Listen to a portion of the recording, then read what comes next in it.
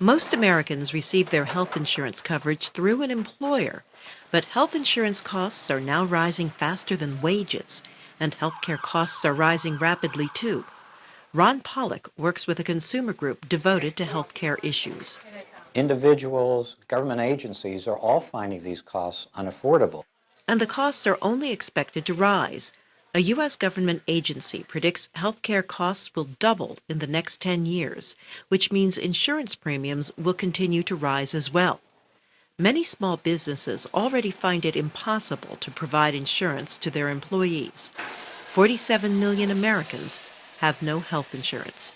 If the current system remains unchanged, we add about 1 million more uninsured per year. Dr. Arthur Garson heads the University of Virginia's medical school. 10 years from now, we'll have 57 million uninsured. That would be nearly 20% of the population uninsured. Many people who cannot afford health care have jobs. They make too much money to qualify for public medical care, but do not make enough money to pay for health insurance. Studies show Americans who cannot get health coverage do not live as long.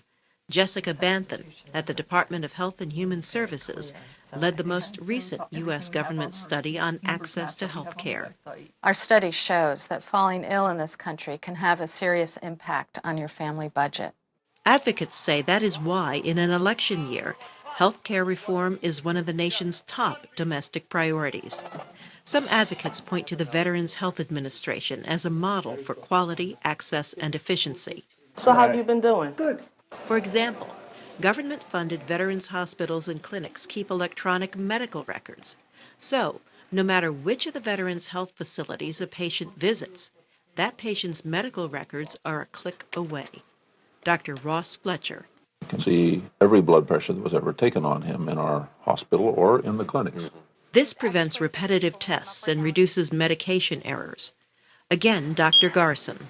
If we were able to trap all that, administrative waste, repetitive tests, people demanding treatments that they don't need, doctors providing things that patients don't need, works both ways.